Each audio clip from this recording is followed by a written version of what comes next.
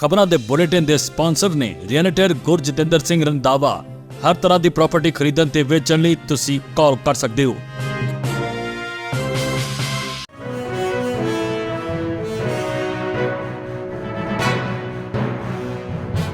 ਸਤਿ ਸ਼੍ਰੀ ਅਕਾਲ ਜੀ, ਤੁਸੀਂ ਦੇਖ ਰਹੇ ਹੋ ਪੰਜਾਬ ਮੇਲ USA TV ਤੇ ਮੈਂ ਸੁਰਵੇ। ਖਬਰਾਂ ਦੇ ਇਸ ਬੁਲੇਟਿਨ 'ਚ ਬਹੁਤ-ਬਹੁਤ ਸਵਾਗਤ। ਪੇਸ਼ ਆਨ ਦੇਸ਼ ਵਿਦੇਸ਼ ਨਾਲ ਜੁੜੀਆਂ ਹੋਈਆਂ ਕੁਝ ਖਾਸ ਤੇ ਚੋਣਵੀਆਂ ਖਬਰਾਂ।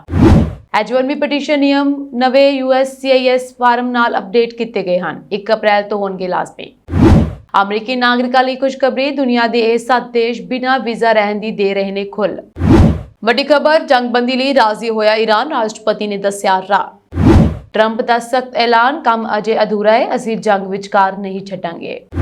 व्हाइट हाउस की सुरक्षा च वड्डी चुक, बैरीकेड तोड़ के अंदर दाखिल हुई वैन। टोरंटो विच अमरीकी कंसुलेट के बाहर चलियां गोलियां।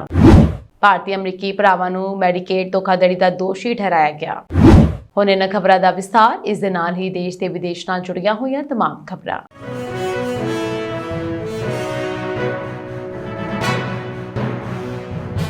H1B ਪਟੀਸ਼ਨ ਨਿਯਮ ਨਵੇਂ USCIS ਫਾਰਮ ਨਾਲ ਅਪਡੇਟ ਕੀਤੇ ਗਏ ਹਨ। ਇਹ ਨਵਾਂ ਫਾਰਮ USCIS ਦੁਆਰਾ 1 ਅਪ੍ਰੈਲ 2026 ਨੂੰ ਜਾਂ ਇਸ ਤੋਂ ਬਾਅਦ ਪ੍ਰਾਪਤ ਹੋਈਆਂ ਸਾਰੀਆਂ ਪਟੀਸ਼ਨਾਂ ਲਈ ਲਾਜ਼ਮੀ ਹੈ। US citizenship and immigration services ਨੇ H1B ਭਰਤੀ ਵਿੱਚ ਵਧੇਰੇ ਪਾਰਦਰਸ਼ਤਾ ਲਿਆਉਣ ਦੇ ਲਈ ਯਤਨ ਕੀਤੇ ਹਨ ਅਤੇ ਮਾਲਕਾਂ ਨੂੰ ਨਵਾਂ ਫਾਰਮ I-129 ਦਾਇਰ ਕਰਦੇ ਸਮੇਂ ਨੌਕਰੀ ਦੀਆਂ ਜ਼ਰੂਰਤਾਂ ਬਾਰੇ ਵਧੇਰੇ ਜਾਣਕਾਰੀ ਪ੍ਰਦਾਨ ਕਰਨ ਦੀ ਮੰਗ ਕਰ ਰਿਹਾ ਹੈ। ਫਾਰਮ I-129 ਮਾਲਕਾਂ ਦੁਆਰਾ USCIS ਨਾਲ ਦਾਇਰ ਕੀਤਾ ਜਾਂਦਾ ਹੈ ਤਾਂ ਜੋ ਇੱਕ ਵਿਦੇਸ਼ੀ ਕਰਮਚਾਰੀ ਨੂੰ ਸੰਯੁਕਤ ਰਾਜ ਵਿੱਚ ਅਸਥਾਈ ਤੌਰ ਤੇ ਕੰਮ ਕਰਨ ਦੀ ਆਗਿਆ ਦਿੱਤੀ ਜਾ ਸਕੇ। ਇਹ ਨਵਾਂ ਫਾਰਮ ਜੋ 28 ਫਰਵਰੀ ਨੂੰ ਜਾਰੀ ਕੀਤਾ ਗਿਆ ਸੀ, USCIS ਦੁਆਰਾ ਸਿਰਫ 1 ਅਪ੍ਰੈਲ 2026 ਨੂੰ ਜਾਂ ਉਸ ਤੋਂ ਬਾਅਦ ਡਾਕ ਰਾਹੀਂ ਪ੍ਰਾਪਤ ਹੋਈਆਂ ਅਰਜ਼ੀਆਂ ਲਈ ਸਵੀਕਾਰ ਕੀਤਾ ਜਾਵੇਗਾ। ਬਿਨੇਕਾਰਾਂ ਨੂੰ ਹੁਣ I-129 ਰਾਹੀਂ USCIS ਵਿੱਚ ਅਰਜ਼ੀ ਦਿੰਦੇ ਸਮੇਂ ਘੱਟੋ-ਘੱਟ ਲੋੜੀਂਦੀ ਸਿੱਖਿਆ, ਅਧਿਐਨ ਦਾ ਖਾਸ ਖੇਤਰ, ਲੋੜੀਂਦੇ ਕੰਮ ਦੇ ਤਜਰਬੇ ਦੇ ਸਾਲਾਂ, ਅਹੁਦੇ ਲਈ ਲੋੜੀਂਦੇ ਵਿਸ਼ੇਸ਼ ਹੁਨਰ ਅਤੇ H1B ਕਰਮਚਾਰੀ ਦੁਆਰਾ ਨਿਗਰਾਨੀ ਕੀਤੇ ਜਾਣ ਵਾਲੇ ਕਰਮਚਾਰੀਆਂ ਦੀ ਗਿਣਤੀ, ਜੇਕਰ ਅਹੁਦਾ ਸੁਪਰਵਾਈਜ਼ਰ ਪ੍ਰਕਿਰਤੀ ਦਾ ਹੈ ਤਾਂ ਦੱਸਣ ਦੀ ਲੋੜ ਹੋਵੇਗੀ। ਵਿੱਤੀ ਸਾਲ 2027 ਲਈ H1B ਅਰਜ਼ੀਆਂ ਲਈ ਸ਼ੁਰੂਆਤੀ ਰਜਿਸਟ੍ਰੇਸ਼ਨ ਮਿਆਦ 4 ਮਾਰਚ ਤੋਂ ਸ਼ੁਰੂ ਹੋਵੇਗੀ ਅਤੇ 19 ਮਾਰਚ ਨੂੰ ਖਤਮ ਹੋਵੇਗੀ। ਦੁਨੀਆ ਘੁੰਮਣ ਦੇ ਸ਼ੌਕੀਨ ਅਮਰੀਕੀ ਨਾਗਰਿਕਾਂ ਲਈ ਇੱਕ ਵੱਡੀ ਅਤੇ ਰਾਹਤ ਭਰੀ ਖਬਰ ਸਾਹਮਣੇ ਆਈ ਹੈ। ਹਾਲ ਹੀ ਵਿੱਚ ਜਾਰੀ ਕੀਤੀ ਗਈ ਇੱਕ ਰਿਪੋਰਟ ਮੁਤਾਬਕ ਦੁਨੀਆ ਵਿੱਚ ਅਜਿਹੇ 7 ਖੂਬਸੂਰਤ ਦੇਸ਼ ਹਨ ਜਿੱਥੇ ਅਮਰੀਕੀ ਨਾਗਰਿਕ ਬਿਨਾਂ ਕਿਸੇ ਵੀਜ਼ਾ ਦੇ ਲੰਬੇ ਸਮੇਂ ਤੱਕ ਰਹਿ ਸਕਦੇ ਹਨ। ਇਹਨਾਂ ਦੇਸ਼ਾਂ ਵਿੱਚ ਰਹਿਣ ਲਈ ਤੁਹਾਨੂੰ ਕਿਸੇ ਗੁੰਝਲਦਾਰ ਕਾਗਜ਼ੀ ਕਾਰਵਾਈ ਦੀ ਲੋੜ ਨਹੀਂ ਪਵੇਗੀ। ਰਿਪੋਰਟ ਵਿੱਚ ਦੱਸਿਆ ਗਿਆ ਕਿ ਅਮਰੀਕੀ ਪਾਸਪੋਰਟ ਦੀ ਤਾਕਤ ਸਦਕਾ ਨਾਗਰਿਕਾਂ ਨੂੰ ਕੁਝ ਖਾਸ ਮੁਲਕਾਂ ਵਿੱਚ ਬਿਨਾਂ ਵੀਜ਼ਾ ਰਹਿਣ ਦੀ ਸਹੂਲਤ ਮਿਲ ਰਹੀ ਹੈ। ਇਹਨਾਂ ਵਿੱਚ ਮੈਕਸੀਕੋ, ਪਨਾਮਾ, ਅਲਬਾਨੀਆ ਅਤੇ ਜਾਰਜੀਆ ਵਰਗੇ ਦੇਸ਼ਾਂ ਦੇ ਨਾਮ ਪ੍ਰਮੁੱਖ ਤੌਰ ਤੇ ਸ਼ਾਮਲ ਹਨ। ਕੁਝ ਦੇਸ਼ਾਂ ਵਿੱਚ ਤਾਂ ਅਮਰੀਕੀ ਨਾਗਰਿਕ 1 ਸਾਲ ਤੱਕ ਬਿਨਾਂ ਵੀਜ਼ਾ ਦੇ ਰਹਿ ਸਕਦੇ ਹਨ। ਜਿਹੜੇ ਅਮਰੀਕੀ ਆਪਣੇ ਦੇਸ਼ ਤੋਂ ਬਾਹਰ ਜਾ ਕੇ ਕਿਸੇ ਨਵੀਂ ਥਾਂ ਤੇ ਜ਼ਿੰਦਗੀ ਬਿਤਾਉਣ ਜਾਂ ਰਿਟਾਇਰਮੈਂਟ ਤੋਂ ਬਾਅਦ ਸ਼ਾਂਤੀ ਨਾਲ ਰਹਿਣਾ ਚਾਹੁੰਦੇ ਹਨ, ਉਹਨਾਂ ਦੇ ਲਈ ਇਹ ਸੁਨਹਿਰੀ ਮੌਕਾ ਹੈ। ਇਨ੍ਹਾਂ ਦੇਸ਼ਾਂ ਵਿੱਚ ਰਹਿਣ ਦਾ ਖਰਚਾ ਵੀ ਅਮਰੀਕਾ ਦੇ ਮੁਕਾਬਲੇ ਕਾਫੀ ਘੱਟ ਹੈ, ਜਿਸ ਕਾਰਨ ਇਹ ਸਥਾਨ ਅਮਰੀਕੀਆਂ ਦੀ ਪਹਿਲੀ ਪਸੰਦ ਬਣ ਰਹੇ ਹਨ। ਸੋ ਮੈਕਸੀਕੋ, ਇੱਥੇ 180 ਦਿਨਾਂ ਤੱਕ ਬਿਨਾਂ ਵੀਜ਼ਾ ਰਿਹਾ ਜਾ ਸਕਦਾ ਹੈ। ਗੱਲ ਕੀਤੀ ਜਾਏ ਜਾਰਜੀਆ ਦੀ ਤਾਂ ਜਾਰਜੀਆ ਵਿੱਚ ਅਮਰੀਕੀ ਨਾਗਰਿਕ ਪੂਰੇ 1 ਸਾਲ ਲਈ ਬਿਨਾਂ ਵੀਜ਼ਾ ਇੱਥੇ ਰਹਿ ਸਕਦੇ ਹਨ। ਸੋ ਅਲਬਾਨੀਆ ਵਿੱਚ ਵੀ 1 ਸਾਲ ਤੱਕ ਰਹਿਣ ਦੀ ਇਜਾਜ਼ਤ ਹੈ। ਇਹ ਖਬਰ ਉਹਨਾਂ ਲੋਕਾਂ ਲਈ ਬਹੁਤ ਮਹੱਤਵਪੂਰਨ ਹੈ ਜੋ ਡਿਜੀਟਲ ਨੋਮੈਡ ਯਾਨੀ ਕਿ ਕਿਤੇ ਵੀ ਬੈਠ ਕੇ ਕੰਮ ਕਰਨ ਵਾਲੇ ਵਜੋਂ ਆਪਣੀ ਜ਼ਿੰਦਗੀ ਦਾ ਆਨੰਦ ਲੈਣਾ ਚਾਹੁੰਦੇ ਨੇ, ਯਾਨੀ ਕਿਤੇ ਬੈਠ ਕੇ ਆਪਣਾ ਕੰਮ ਕਰਨਾ ਚਾਹੁੰਦੇ ਨੇ। ਸੋ ਉਹ ਇਹਨਾਂ ਦੇਸ਼ਾਂ ਵਿੱਚ ਘੁੰਮਦੇ ਹੋਏ ਆਪਣਾ ਕੰਮ ਵੀ ਕਰ ਸਕਦੇ ਨੇ ਅਤੇ ਸਫ਼ਰ ਦਾ ਆਨੰਦ ਵੀ ਮਾਣ ਸਕਦੇ ਨੇ। ਮਿਡਲ ਈਸਟ 'ਚ ਲਗਾਤਾਰ ਵੱਧਦੇ ਜਾ ਰਹੇ ਤਣਾਅ ਵਿਚਾਲੇ ਈਰਾਨ ਜੰਗਬੰਦੀ ਲਈ ਤਿਆਰ ਹੋ ਗਿਆ ਹੈ। ਈਰਾਨ ਨੇ ਅਮਰੀਕਾ ਤੇ ਇਜ਼ਰਾਈਲ ਨਾਲ ਚੱਲ ਰਹੀ ਜੰਗ ਨੂੰ ਖਤਮ ਕਰਨ ਲਈ ਆਪਣੀਆਂ ਸ਼ਰਤਾਂ ਦਾ ਐਲਾਨ ਕੀਤਾ ਹੈ। ਈਰਾਨ ਦੇ ਵਿਦੇਸ਼ ਮੰਤਰਾਲੇ ਨੇ ਸੰਕੇਤ ਦਿੱਤਾ ਹੈ ਕਿ ਉਹ ਜੰਗਬੰਦੀ ਲਈ ਤਿਆਰ ਹੈ, ਪਰ ਇਸ ਲਈ ਕੁਝ ਸ਼ਰਤਾਂ ਹਨ। ਜੋ ਮੰਨੀਆਂ ਜਾਣ ਤਾਂ ਉਹ ਜੰਗ ਖਤਮ ਕਰਨ ਲਈ ਤਿਆਰ ਹਨ। ਈਰਾਨੀ ਰਾਸ਼ਟਰਪਤੀ ਮਸੂਦ ਨੇ ਐਕਸ ਤੇ ਇੱਕ ਪੋਸਟ ਸਾਂਝੇ ਕਰਦੇ ਹੋਏ ਕਿਹਾ ਕਿ ਉਹਨਾਂ ਨੇ ਈਰਾਨ ਇਲਾਕੇ 'ਚ ਸ਼ਾਂਤੀ ਲਈ ਵਚਨਬੱਧ ਹੈ, ਯਾਨੀ ਉਹਨਾਂ ਨੇ ਇਹ ਲਿਖਿਆ ਕਿ ਉਹ ਈਰਾਨ ਦੇ ਵਿੱਚ ਸ਼ਾਂਤੀ ਲਈ ਵਚਨਬੱਧ ਹਨ। ਈਰਾਨ ਦੀ ਪਹਿਲੀ ਸ਼ਰਤ ਇਹ ਹੈ ਕਿ ਈਰਾਨ ਤੇ ਕੀਤੇ ਜਾ ਰਹੇ ਸਾਰੇ ਹਮਲੇ ਤੁਰੰਤ ਪ੍ਰਭਾਵ ਨਾਲ ਬੰਦ ਕੀਤੇ ਜਾਣ। ਈਰਾਨ ਦੀ ਦੂਜੀ ਸ਼ਰਤ ਹੈ ਅਮਰੀਕਾ ਵੱਲੋਂ ਲਗਾਈਆਂ ਗਈਆਂ ਸਾਰੀਆਂ ਆਰਥਿਕ ਪਾਬੰਦੀਆਂ ਨੂੰ ਹਟਾਉਣਾ। ਤਾਂ ਜੋ ਈਰਾਨ ਆਪਣੇ ਤੇਲ ਦੀ ਵਿਕਰੀ ਅਤੇ ਅੰਤਰਰਾਸ਼ਟਰੀ ਬੈਂਕਿੰਗ ਨੂੰ ਸੁਚਾਰੂ ਬਣਾ ਸਕੇ। ਈਰਾਨ ਦੀ ਤੀਜੀ ਸ਼ਰਤ ਹੈ ਕਿ ਈਰਾਨ ਦੀ ਪ੍ਰਭੂਸੱਤਾ ਦਾ ਸਤਿਕਾਰ ਅਤੇ ਭਵਿੱਖ ਵਿੱਚ ਹਮਲੇ ਨਾ ਕਰਨ ਦੀ ਲਿਖਤੀ ਗਾਰੰਟੀ ਦਿੱਤੀ ਜਾਵੇ। ਇਸ ਦੇ ਨਾਲ ਤੁਹਾਨੂੰ ਦੱਸ ਦਈਏ ਕਿ ਹਾਲਾਂਕਿ ਇਜ਼ਰਾਈਲ ਨੇ ਫਿਲਹਾਲ ਇਨ੍ਹਾਂ ਸ਼ਰਤਾਂ ਨੂੰ ਨਕਾਰ ਦਿੱਤਾ ਹੈ। ਪ੍ਰਧਾਨ ਮੰਤਰੀ ਨੇਤਨਯਾਹੂ ਦਾ ਇਹ ਕਹਿਣਾ ਹੈ ਕਿ ਜਦੋਂ ਤੱਕ ਈਰਾਨ ਹਿਜ਼ਬੁੱਲਾ ਅਤੇ ਹਮਾਸ ਨੂੰ ਹਥਿਆਰ ਦੇਣਾ ਬੰਦ ਨਹੀਂ ਕਰਦਾ, ਉਦੋਂ ਤੱਕ ਕੋਈ ਸਮਝੌਤਾ ਨਹੀਂ ਹੋ ਸਕਦਾ। ਵਾਈਟ ਹਾਊਸ ਨੇ ਕਿਹਾ ਹੈ ਕਿ ਉਹ ਈਰਾਨ ਦੇ ਬਿਆਨਾਂ ਬਾਰੇ ਸੋਚ ਰਹੇ ਹਨ, ਪਰ ਈਰਾਨ ਨੂੰ ਸ਼ਬਦਾਂ ਦੀ ਬਜਾਏ ਅਸਲ ਵਿੱਚ ਸ਼ਾਂਤੀ ਦਿਖਾਉਣੀ ਹੋਵੇਗੀ। ਸੋ ਅੰਤਰਰਾਸ਼ਟਰੀ ਭਾਈਚਾਰੇ ਖਾਸ ਕਰਕੇ ਯੂਰੋਪੀਅਨ ਯੂਨੀਅਨ ਅਤੇ ਭਾਰਤ ਇਨ੍ਹਾਂ ਕੋਸ਼ਿਸ਼ਾਂ ਨੂੰ ਸਕਾਰਾਤਮਕ ਤੌਰ ਤੇ ਦੇਖ ਰਹੇ ਹਨ, ਕਿਉਂਕਿ ਜੰਗ ਲੰਬੀ ਖਿੱਚਣ ਨਾਲ ਵਿਸ਼ਵ ਤੇਲ ਸਪਲਾਈ ਅਤੇ ਆਰਥਿਕਤਾ ਤੇ ਬੁਰਾ ਅਸਰ ਪੈ ਰਿਹਾ ਹੈ ਤੇ ਦੁਨੀਆ ਭਰ 'ਚ ਤੇਲ ਤੇ ਗੈਸ ਦੀ ਕਮੀ ਦੇਖੀ ਜਾ ਰਹੀ ਹੈ, ਜਿਸ ਕਾਰਨ ਆਮ ਜਨਤਾ ਵੀ ਬੁਰੀ ਤਰੀਕੇ ਨਾਲ ਪ੍ਰਭਾਵਿਤ ਹੋ ਰਹੀ ਹੈ। ਇਸ ਦਾ ਅਸਰ ਭਾਰਤ ਵਿੱਚ ਵੀ ਦੇਖਣ ਨੂੰ ਮਿਲ ਰਿਹਾ ਹੈ। ਹੁਣ ਦੇਖਣਾ ਇਹ ਹੋਵੇਗਾ ਕਿ ਇਹ ਕੋਸ਼ਿਸ਼ਾਂ ਰੰਗ ਲਿਆਉਂਦੀਆਂ ਹਨ ਜਾਂ ਜੰਗ ਇੰਜ ਹੀ ਜਾਰੀ ਰਹੇਗੀ। ਈਰਾਨ ਵਿਰੁੱਧ ਚੱਲ ਰਹੇ ਅਮਰੀਕੀ ਫੌਜੀ ਆਪਰੇਸ਼ਨ ਐਪਿਕ ਫਿਊਰੀ ਨੂੰ ਲੈ ਕੇ ਰਾਸ਼ਟਰਪਤੀ ਡੋਨਾਲਡ ਟਰੰਪ ਦੇ ਰੁਖ ਵਿੱਚ ਇੱਕ ਵੱਡੀ ਤਬਦੀਲੀ ਦੇਖਣ ਨੂੰ ਮਿਲੀ ਹੈ। ਕੁਝ ਘੰਟੇ ਪਹਿਲਾਂ ਜੰਗ ਦੇ ਜਲਦੀ ਖਤਮ ਹੋਣ ਦਾ ਦਾਅਵਾ ਕਰਨ ਵਾਲੇ ਟਰੰਪ ਨੇ ਹੁਣ ਸਾਫ਼ ਕਰ ਦਿੱਤਾ ਹੈ ਕਿ ਅਮਰੀਕੀ ਫੌਜ ਈਰਾਨ ਵਿੱਚ ਆਪਣਾ ਮਿਸ਼ਨ ਪੂਰਾ ਕੀਤੇ ਬਿਨਾਂ ਵਾਪਸ ਨਹੀਂ ਪਰਤੇਗੀ। ਕੈਂਟਕੀ ਦੇ ਹੈਬਰੋਨ ਵਿੱਚ ਇੱਕ ਰੈਲੀ ਦੌਰਾਨ ਉਹਨਾਂ ਆਪਣੇ ਸਮਰਥਕਾਂ ਨੂੰ ਸੰਬੋਧਨ ਕਰਦਿਆਂ ਕਿਹਾ ਕਿ ਉਹ ਜਲਦਬਾਜ਼ੀ ਵਿੱਚ ਪਿੱਛੇ ਨਹੀਂ ਹਟਣਾ ਚਾਹੁੰਦੇ ਅਤੇ ਅਮਰੀਕਾ ਨੂੰ ਆਪਣਾ ਕੰਮ ਪੂਰਾ ਕਰਨਾ ਪਵੇਗਾ। ਰਾਸ਼ਟਰਪਤੀ ਟਰੰਪ ਨੇ ਦਾਅਵਾ ਕੀਤਾ ਕਿ ਅਮਰੀਕੀ ਫੌਜ ਨੇ ਈਰਾਨੀ ਜਲ ਸੈਨਾ ਦੀਆਂ ਰਣਨੀਤਿਕ ਸਮਰੱਥਾਵਾਂ ਨੂੰ ਭਾਰੀ ਨੁਕਸਾਨ ਪਹੁੰਚਾਇਆ ਹੈ। ਉਹਨਾਂ ਦੇ ਅਨੁਸਾਰ ਤੇਲ ਦੀ ਸਪਲਾਈ ਨੂੰ ਸੁਰੱਖਿਅਤ ਰੱਖਣ ਲਈ ਅਮਰੀਕਾ ਨੇ ਈਰਾਨ ਦੇ 58 ਜਲ ਸੈਨਾ ਜਹਾਜ਼ਾਂ ਅਤੇ ਸਮੁੰਦਰ ਵਿੱਚ ਮਾਈਨ ਵਿਛਾਉਣ ਵਾਲੀਆਂ 31 ਕਿਸ਼ਤੀਆਂ ਨੂੰ ਤਬਾਹ ਕਰ ਦਿੱਤਾ ਹੈ। ਟਰੰਪ ਨੇ ਇਹ ਵੀ ਸੰਕੇਤ ਦਿੱਤਾ ਹੈ ਕਿ ਇਨ੍ਹਾਂ ਕਾਰਵਾਈਆਂ ਵਿੱਚ ਇੱਕ ਅਜਿਹੇ ਵਿਸ਼ੇਸ਼ ਹਥਿਆਰ ਦੀ ਵਰਤੋਂ ਕੀਤੀ ਗਈ ਹੈ ਜੋ ਆਮ ਤੌਰ ਤੇ ਨਸ਼ੀਲੇ ਪਦਾਰਥਾਂ ਦੀ ਤਸਕਰੀ ਰੋਕਣ ਲਈ ਵਰਤਿਆ ਜਾਂਦਾ ਹੈ। ਇਹ ਜੰਗ ਹੁਣ ਖੇਤਰੀ ਪੱਧਰ ਤੇ ਫੈਲਦੀ ਜਾ ਰਹੀ ਹੈ ਕਿਉਂਕਿ ਇਜ਼ਰਾਈਲੀ ਰੱਖਿਆ ਫੋਰਸ ਨੇ ਬੇਰੂਤ ਦੇ ਦਹੀਆ ਖੇਤਰ ਵਿੱਚ ਹਿਜ਼ਬੁੱਲਾ ਦੇ ਟਿਕਾਣਿਆਂ ਤੇ ਵੱਡੇ ਹਮਲੇ ਕੀਤੇ ਹਨ। ਇਸ ਦੌਰਾਨ ਇਰਾਕੀ ਪਾਣੀਆਂ ਵਿੱਚ ਇੱਕ ਤੇਲ ਟੈਂਕਰ ਤੇ ਹੋਏ ਹਮਲੇ ਨੇ ਊਰਜਾ ਸਪਲਾਈ ਲਈ ਖਤਰਾ ਹੋਰ ਵਧਾ ਦਿੱਤਾ ਹੈ। ਹਾਲਾਂਕਿ ਉੱਥੋਂ 20 ਚਾਲਕ ਦਲ ਦੇ ਮੈਂਬਰਾਂ ਨੂੰ ਸੁਰੱਖਿਅਤ ਬਚਾ ਲਿਆ ਗਿਆ। ਦੂਜੇ ਪਾਸੇ ਸੰਯੁਕਤ ਰਾਸ਼ਟਰ ਸੁਰੱਖਿਆ ਪ੍ਰੀਸ਼ਦ ਨੇ ਵੀ ਇੱਕ ਇਤਿਹਾਸਕ ਮਤਾ ਪਾਸ ਕਰਕੇ ਈਰਾਨ ਨੂੰ ਖਾੜੀ ਦੇਸ਼ਾਂ ਤੇ ਹਮਲੇ ਤੁਰੰਤ ਬੰਦ ਕਰਨ ਦੀ ਚੇਤਾਵਨੀ ਦਿੱਤੀ ਹੈ। ਟਰੰਪ ਦੇ ਬਿਆਨਾਂ ਵਿੱਚ ਆ ਰਹੇ ਇਸ ਵਿਰੋਧਾਭਾਸ ਨੇ ਗਲੋਬਲ ਬਾਜ਼ਾਰਾਂ ਵਿੱਚ ਰਣਨੀਤੀਕਾਰਾਂ ਨੂੰ ਉਲਝਾ ਦਿੱਤਾ ਹੈ। ਇੱਕ ਪਾਸੇ ਰਾਸ਼ਟਰਪਤੀ ਇਹ ਕਹਿ ਰਹੇ ਹਨ ਕਿ ਨਿਸ਼ਾਨਾ ਬਣਾਉਣ ਲਈ ਹੁਣ ਬਹੁਤ ਘੱਟ ਬਚਿਆ ਹੈ, ਪਰ ਦੂਜੇ ਪਾਸੇ ਲੰਬੀ ਜੰਗ ਦੇ ਸੰਕੇਤ ਦੇ ਕੇ ਉਹਨਾਂ ਨੇ ਇਹ ਸਪਸ਼ਟ ਕਰ ਦਿੱਤਾ ਹੈ ਕਿ ਮੱਧ ਪੂਰਬ ਵਿੱਚ ਸ਼ਾਂਤੀ ਅਜੇ ਬਹੁਤ ਦੂਰ ਹੈ। ਅਮਰੀਕਾ ਦੇ ਰਾਸ਼ਟਰਪਤੀ ਭਵਨ ਵਾਈਟ ਹਾਊਸ ਦੇ ਕੋਲ ਸਵੇਰੇ ਇੱਕ ਵੈਨ ਸੁਰੱਖਿਆ ਬੈਰੀਕੇਡ ਤੋੜ ਕੇ ਅੰਦਰ ਦਾਖਲ ਹੋ ਗਈ, ਜਿਸ ਤੋਂ ਬਾਅਦ ਸੁਰੱਖਿਆ ਏਜੰਸੀਆਂ ਵਿੱਚ ਹੜਕੰਪ ਮਚ ਗਿਆ। ਇਸ ਘਟਨਾ ਦੇ ਤੁਰੰਤ ਬਾਅਦ ਡਰਾਈਵਰ ਨੂੰ ਹਿਰਾਸਤ ਵਿੱਚ ਲੈ ਲਿਆ ਗਿਆ। ਮੈਟਰੋਪੋਲੀਟਨ ਪੁਲਿਸ ਵਿਭਾਗ ਅਨੁਸਾਰ ਸਵੇਰੇ ਲਗਭਗ 6:30 ਵਜੇ ਸੂਚਨਾ ਮਿਲੀ ਸੀ ਕਿ ਇੱਕ ਸ਼ੱਕੀ ਵੈਨ ਨੇ ਰਾਸ਼ਟਰਪਤੀ ਨਿਵਾਸ ਦੇ ਕੋਲ ਲੱਗੇ ਸੁਰੱਖਿਆ ਬੈਰੀਕੇਡ ਨੂੰ ਤੋੜ ਦਿੱਤਾ ਹੈ। ਪੁਲਿਸ ਅਤੇ ਅਮਰੀਕੀ ਸੀਕ੍ਰੇਟ ਸਰਵਿਸ ਦੇ ਏਜੰਟਾਂ ਨੇ ਮੌਕੇ ਤੇ ਪਹੁੰਚ ਕੇ ਤੁਰੰਤ ਕਾਰਵਾਈ ਕੀਤੀ ਹੈ ਅਤੇ ਡਰਾਈਵਰ ਨੂੰ ਕਾਬੂ ਕਰ ਲਿਆ। ਘਟਨਾ ਦੇ ਸਮੇਂ ਰਾਸ਼ਟਰਪਤੀ ਡੋਨਾਲਡ ਟਰੰਪ ਵਾਈਟ ਹਾਊਸ ਦੇ ਅੰਦਰ ਹੀ ਮੌਜੂਦ ਸਨ। ਰਾਹਤ ਦੀ ਗੱਲ ਇਹ ਰਹੀ ਕਿ ਇਸ ਘਟਨਾ ਵਿੱਚ ਕਿਸੇ ਦੇ ਜ਼ਖਮੀ ਹੋਣ ਦੀ ਕੋਈ ਜਾਣਕਾਰੀ ਨਹੀਂ ਹੈ। ਇਹ ਹਾਦਸਾ ਲਾਫਾਇਟ ਪਾਰਕ ਦੇ ਉੱਤਰ ਪੱਛਮੀ ਕੋਨੇ ਤੇ ਕਨੈਕਟਿਕਟ ਐਵੇਨਿਊ ਅਤੇ ਐਚ ਸਟਰੀਟ ਦੇ ਜੰਕਸ਼ਨ ਤੇ ਵਾਪਰਿਆ। ਸੁਰੱਖਿਆ ਕਾਰਨਾਂ ਕਰਕੇ ਆਲੇ ਦੁਆਲੇ ਦੀਆਂ ਕਈ ਸੜਕਾਂ ਨੂੰ ਬੰਦ ਕਰ ਦਿੱਤਾ ਗਿਆ, ਜਿਸ ਕਾਰਨ ਦਫ਼ਤਰ ਜਾਣ ਵਾਲੇ ਲੋਕਾਂ ਨੂੰ ਭਾਰੀ ਟ੍ਰੈਫਿਕ ਜਾਮ ਦਾ ਸਾਹਮਣਾ ਕਰਨਾ ਪਿਆ। ਈਰਾਨ ਨਾਲ ਚੱਲ ਰਹੀ ਜੰਗ ਕਾਰਨ ਅਮਰੀਕਾ ਵਿੱਚ ਪਹਿਲਾਂ ਹੀ ਸਾਰੀਆਂ ਸੰਵੇਦਨਸ਼ੀਲ ਥਾਵਾਂ ਤੇ ਸੁਰੱਖਿਆ ਵਧਾਈ ਗਈ ਹੈ। ਸੋ ਸੀਕ੍ਰੇਟ ਸਰਵਿਸ ਹੁਣ ਡਰਾਈਵਰ ਤੋਂ ਪੁੱਛਗਿੱਛ ਕਰ ਰਹੀ ਹੈ ਤਾਂ ਜੋ ਇਹ ਪਤਾ ਲਗਾਇਆ ਜਾ ਸਕੇ ਕਿ ਕਾਰਾ ਜਾਣਬੁੱਝ ਕੇ ਕੀਤਾ ਗਿਆ ਸੀ ਜਾਂ ਅਣਜਾਣੇ ਵਿੱਚ।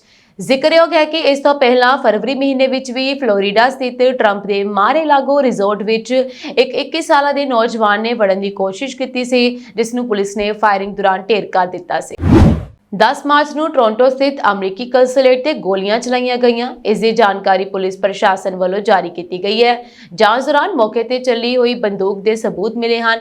ਹਾਲਾਂਕਿ ਇਸ ਘਟਨਾ ਵਿੱਚ ਕਿਸੇ ਦੇ ਜ਼ਖਮੀ ਹੋਣ ਦੀ ਕੋਈ ਖਬਰ ਨਹੀਂ ਹੈ। ਟੋਰਾਂਟੋ ਪੁਲਿਸ ਨੇ ਸੋਸ਼ਲ ਮੀਡੀਆ ਪਲੇਟਫਾਰਮ ਤੇ ਜਾਣਕਾਰੀ ਦਿੱਤੀ ਹੈ ਕਿ ਸਵੇਰੇ 5:30 ਵਜੇ ਦੇ ਕਰੀਬ ਗੋਲੀਬਾਰੀ ਦੀ ਰਿਪੋਰਟ ਮਿਲੀ ਸੀ, ਜਿਸ ਤੋਂ ਬਾਅਦ ਤੁਰੰਤ ਕਾਰਵਾਈ ਕੀਤੀ ਗਈ। ਟੋਰਾਂਟੋ ਵਿੱਚ ਅਮਰੀਕੀ ਕੰਸੂਲੇਟ ਅਤੇ ਅਮਰੀਕੀ ਵਿਦੇਸ਼ ਵਿਭਾਗ ਦੇ ਨੁਮਾਇੰਦਿਆਂ ਨੇ ਫਿਲਹਾਲ ਇਸ ਮਾਮਲੇ ਤੇ ਕੋਈ ਟਿੱਪਣੀ ਨਹੀਂ ਕੀਤੀ ਹੈ। ਪੁਲਿਸ ਨੇ ਇੱਕ ਹੋਰ ਪੋਸਟ ਵਿੱਚ ਦੱਸਿਆ ਹੈ ਕਿ ਫਿਲਹਾਲ ਕਿਸੇ ਸ਼ੱਕੀ ਵਿਅਕਤੀ ਬਾਰੇ ਕੋਈ ਜਾਣਕਾਰੀ ਨਹੀਂ ਮਿਲੀ ਹੈ ਅਤੇ ਜਾਂਚ ਟੀਮਾਂ ਮੌਕੇ ਤੇ ਮੌਜੂਦ ਹਨ। ਇਸ ਹਮਲੇ ਦੇ ਪਿੱਛੇ ਦੇ ਮਕਸਦ ਬਾਰੇ ਵੀ ਅਜੇ ਤੱਕ ਕੋਈ ਖੁਲਾਸਾ ਨਹੀਂ ਕੀਤਾ ਗਿਆ। ਇਸ ਤੋਂ ਪਹਿਲਾਂ 8 ਮਾਰਚ ਨੂੰ ਨਾਰਵੇ ਦੀ ਰਾਜਧਾਨੀ ਓਸਲੋ ਵਿੱਚ ਅਮਰੀਕੀ ਦੂਤਾਵਾਸ ਵਿੱਚ ਇੱਕ ਦੇਸੀ ਬੰਬ ਦਾ ਧਮਾਕਾ ਹੋਇਆ ਸੀ। ਪੁਲਿਸ ਅਜੇ ਵੀ ਸ਼ੱਕੀ ਦੀ ਭਾਲ ਕਰ ਰਹੀ ਹੈ ਅਤੇ ਜਾਂਚ ਦੇ ਇੱਕ ਪਹਿਲੂ ਵਜੋਂ ਇਸ ਘਟਨਾ ਤੇ ਤਾਰ ਈਰਾਨ ਜੰਗ ਨਾਲ ਜੁੜੇ ਹੋਣ ਦਾ ਸੰਭਾਵਨਾ ਜਤਾਈ ਜਾ ਰਹੀ ਹੈ। ਨਿਊਯਾਰਕ ਵਿੱਚ ਵੀ ਪਿਛਲੇ ਹਫ਼ਤੇ ਦੇ ਅੰਤ ਵਿੱਚ ਇਸਲਾਮ ਵਿਰੋਧੀ ਪ੍ਰਦਰਸ਼ਨਕਾਰੀਆਂ ਤੇ ਦੇਸੀ ਬੰਬ ਸੁੱਟਣ ਦੇ ਦੋਸ਼ ਵਿੱਚ 2 ਵਿਅਕਤੀਆਂ ਵਿਰੁੱਧ ਅੱਤਵਾਦ ਦੀਆਂ ਧਾਰਾਵਾਂ ਤਹਿਤ ਕੇਸ ਦਰਜ ਕੀਤਾ ਗਿਆ। ਅਮਰੀਕੀ ਨਿਆਂ ਵਿਭਾਗ ਨੇ ਕਿਹਾ ਹੈ ਕਿ 2 ਭਾਰਤੀ ਅਮਰੀਕੀ ਭਰਾਵਾਂ ਨੂੰ ਇੱਕ ਸੰਘੀ ਜਿਊਰੀ ਨੇ ਵੀਜ਼ਾ ਅਤੇ ਸਿਹਤ ਸੰਭਾਲ ਧੋਖਾਧੜੀ ਰੈਕੇਟ ਚਲਾਉਣ ਲਈ ਦੋਸ਼ੀ ਠਹਿਰਾਇਆ, ਜਿਸ ਕਾਰਨ ਪੈਂਸਿਲਵੇਨੀਆ ਮੈਡੀਕੇਡ ਨੂੰ $32 ਮਿਲੀਅਨ ਤੋਂ ਵੱਧ ਦਾ ਨੁਕਸਾਨ ਹੋਇਆ। ਇੱਕ ਭਾਸਕਰ ਸਵਾਨੀ ਅਤੇ ਅਰੁਣ ਸਵਾਨੀ ਨੂੰ ਸਵਾਨੀ ਗਰੁੱਪ ਨਾਮਕ ਇੱਕ ਅਪਰਾਧਿਕ ਗਿਰੋਹ ਚਲਾਉਣ ਦਾ ਦੋਸ਼ੀ ਪਾਇਆ ਗਿਆ ਸੀ, ਜਿਸ ਬਾਰੇ ਸਰਕਾਰੀ ਵਕੀਲਾਂ ਨੇ ਕਿਹਾ ਸੀ ਕਿ ਉਹਨਾਂ ਨੇ ਦੰਦਾਂ ਦੇ ਕਲੀਨਿਕਾਂ ਦੇ ਇੱਕ ਨੈਟਵਰਕ ਰਾਹੀਂ ਕਈ ਧੋਖਾਧੜੀ ਯੋਜਨਾਵਾਂ ਚਲਾਈਆਂ ਸਨ।